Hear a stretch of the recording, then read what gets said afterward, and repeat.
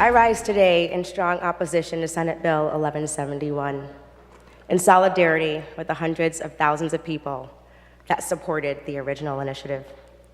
Regardless of which side of the aisle you sit on, or the economic policies that guide your decisions, all of us were sent here to do one thing above all else: represent the people of Michigan to the best of our abilities.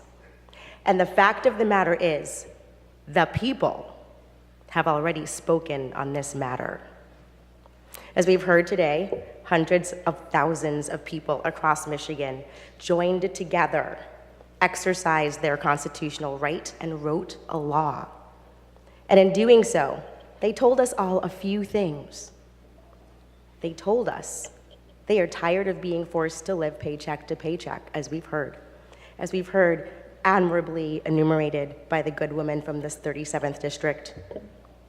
They told us that they're tired of worrying about whether they will be able to afford to meet their basic needs for survival. They told us they wanted a better future for themselves, their children, their neighbors, and Michigan as a whole. And they told us that they felt it was time they take this matter into their own hands, as in previous years we have failed by not prioritizing this crucial need of theirs.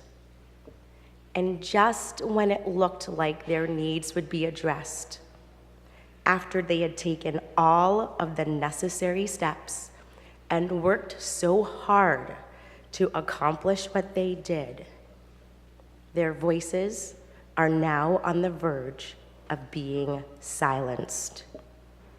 Now, I don't know about you, but I was not sent here to silence my people, especially those whose voices cannot be raised, those who cannot come here and have their voices heard, and the disproportionate numbers of mothers, of single women heads of household, in urban and rural communities, people of color, people with disabilities, seniors whose pensions we tax, by the way, and others in low wage and minimum wage and often part-time jobs who struggle to make ends meet, who struggle daily to get by, for whom there is too much month at the end of the money.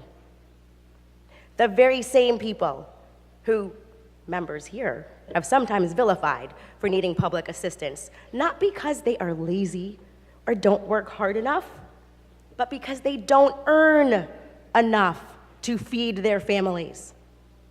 The very same people who, through Senate Bill 1171, will be pushed further into poverty.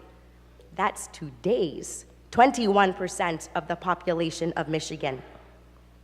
15% of Michiganders today who are among those who want the law, PA 337 of 2018, intact, is who I speak for, because I was sent here to listen to and amplify their voices. And like all of us, I was sent here to uphold the Constitution. And this bill is unconstitutional. SB 1171 is unconstitutional because it seeks to amend an initiated law in the same legislative session in which it was adopted by this body. And as Attorney General Frank Kelly wrote so clearly and concisely in 1964, the legislature enacting an initiative petition proposal cannot amend the law so enacted at the same legislative session without violation of the spirit and letter of Article 2, Section 9 of the Michigan Constitution of 1963. Let us be clear that legislative session means the 2-year period of time that begins on the second Wednesday of January of the odd year and culminates with the Sine Die session in December of the following year. It does not mean a session day or other type of session that bodies within the legislature may meet, which are subdivisions of each 2-year legislative session. The notion that the Constitution approves of what this House is about to do today is indefensible, and it's insulting to the Michiganders whom we serve and who signed the petitions proposing the law, PA 337 of 2018, that's being eviscerated today. And while there may be differences of opinion on that matter, rather than moving full steam ahead and rushing to reconsider and dismantle the very law that this body enacted in September, we should press pause and put on the brakes.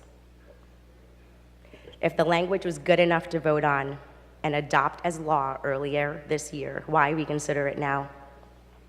If a law that is passed by this body that comes from a ballot initiative, a referendum by the people, can be brought back up for reconsideration in the same session with another bill, then that should be the case for anything else we pass.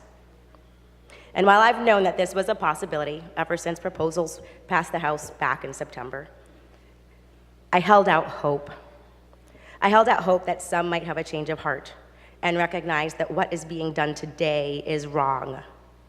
I thought it might be possible for some to decide that they wouldn't play these games, employing a shady bait and switch tactic with the intent of circumventing the will of the people. It's with the same hope I ask each and every one here to consider what's at stake here. Consider whose survival is at stake here.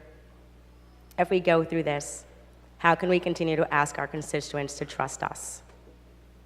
How can we, in good conscience, ask them to believe that good government can exist?